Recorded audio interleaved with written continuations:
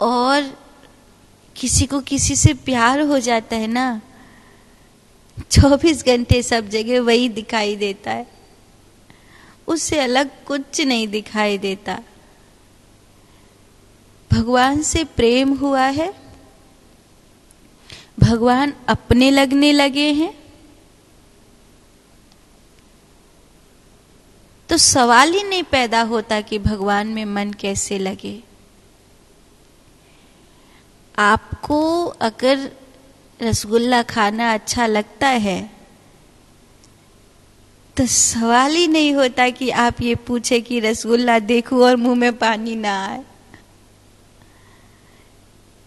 आपको वो अच्छा लगता है। कई लोग हैं वृंदावन आते हैं,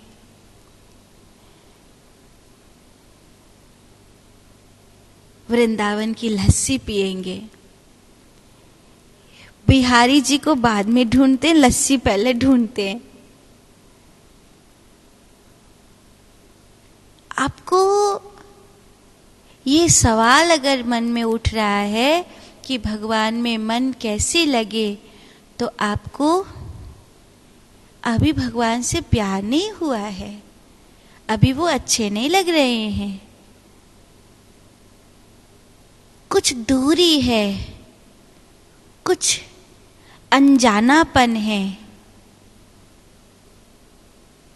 अगर जान पहचान हो गई होती ना, अगर दूरियां मिट गई होती, तो ये सवाल ही नहीं आता मन कैसे लगे। कहीं भी चले जाओ, कितने भी दिन चले जाओ, अपना घर अपना ही लगता है ना। टूटी खाट भी सुख देती है। ऐसे तो जहां मैं नौकरी करता था वहां हर चीज थी मेरे पास, लेकिन अपना घर तो अपना ही होता है। अपने घर की बात ही अलग है। ऐसे तो बहुत लोग प्रेम देते हैं, पर माँ के गले में हाथों को डालकर फिर माँ को लाड़ लड़ाना, उसके जैसा सुख तो कोई और हो ही नहीं सकता।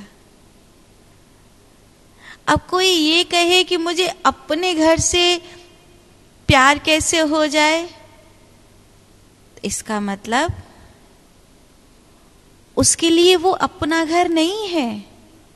अगर वो अपना घर होता तो ये सवाल ही नहीं पैदा होता कि अपने घर से प्यार कैसे हो जाए।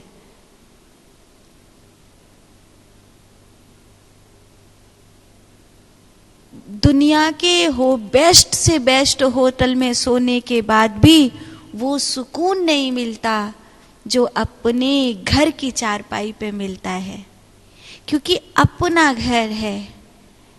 ऐसे ही जिस दिन मुझे ये पता चल जाएगा कि परमात्मा भगवान मेरे हैं, और जिस दिन भगवान से प्यार हो जाएगा, जिस घड़ी जिस पल वो जो कुछ अनजाना अनजाना सा है वो हट जाएगा, जान पहचान पक्की पक्की हो जाएगी,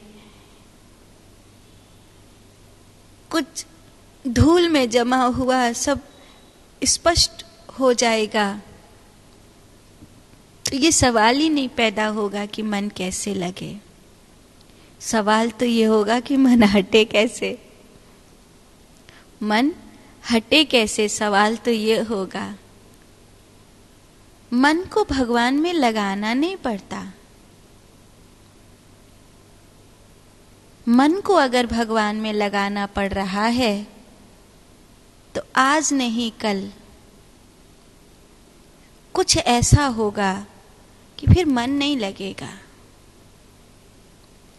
कितने दिन मन किसी चीज में लग सकता है, क्योंकि मन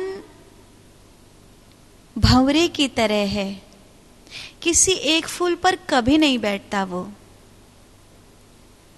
मन उस भंवरे की तरह, जैसे भंवरा फूल बदलते रहता है, ऐसे मन विषय बदलता रहता है। आज आप दुनिया से थक कर मन को भगवान में लगाने की बात कह रहे हैं। सपोज आज मन भगवान में लग गया, कल क्या गारंटी है कि ये मन भगवान से हटकर किसी और चीज को नहीं मांगेगा? अगर आज कोई भगवान को मांग रहा है तो कल वो कुछ और भी मांगेगा, क्योंकि उसकी जो यात्रा है वो चलती है, आगे बढ़ती रहती है, बढ़ती रहती है, बढ़ती रहती है, बढ़ती रहती है। आज मैंने मन को भगवान में लगा लिया, जबरदस्ती सत्संग के द्वारा, पूजा पाठ के द्वारा, गुरुजनों की फटकार के द्वारा, फिर मैं बूढ़ा हो जाऊंगा तो ये क्या ज़रूरी है कि मेरा मन भगवान में लगा ही रहेगा? नहीं, कुछ और मांगेगा। इसलिए सवाल ये नहीं है कि मन भगवान में कैसे लगे, सवाल ये है कि भगवान और मेरे बीच जो अनजानापन है वो कैसे हटे। क्योंकि मन तो भंवरे की तरह है, वो तो बदल जाएगा।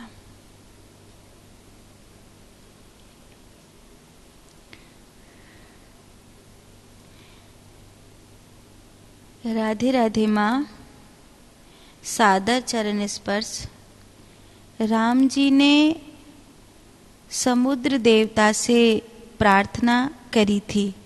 हाँ, सवाल ये था, राम जी ने समुद्र देवता से प्रार्थना करी थी, पर राम जी समुद्र देवता से प्रार्थना करें ये सलाह किसने दी थी, है ना? तो राधे राधे गुरु माँ। अजमेर से दीप्ति भटनागर। संपाति भाई था जटायु का, ऋषि अगस्त को वचन दिया था। नहीं, ये उत्तर सही नहीं है। संपाति भाई था, ये सही उत्तर है जटायु का, लेकिन राम जी ने प्रतिज्ञा ऋषि अगस्त के आश्रम पर नहीं ली थी, ये सही उत्तर नहीं है। विभीषण ने सागर से प्रार्थना करने का आग्रह किया था, ये सही उत्तर है। विभीषण जी ने ही सलाह दी थी कि ये आपके कुल गुरु हैं, नाथ तुम्हार कुल गुरु जलधि कहु विचार उपाय। है प्रभु, मैं विचार कर कह रहा हूँ कि सगर के पुत्रों को तारने के लिए गंगा मैया इस धरती पर आई थी और उन्होंने ही इतना खोदा समुद्र को कि ये सागर बना। और गर माने होता है विष, विष जिसके गर्भ में रहता है उसको सागर कहते हैं। तो सगर खुद एक ऐसे राजा है जिनके सिर पर विष था जब वो जन्मे थे, क्योंकि उनकी विमाता ने उनको जहर दिया था। तो उनके पुत्रों ने समुद्र को इतना विशाल किया, इसीलिए समुद्र का एहसान है और समुद्र पर एहसान है सूर्य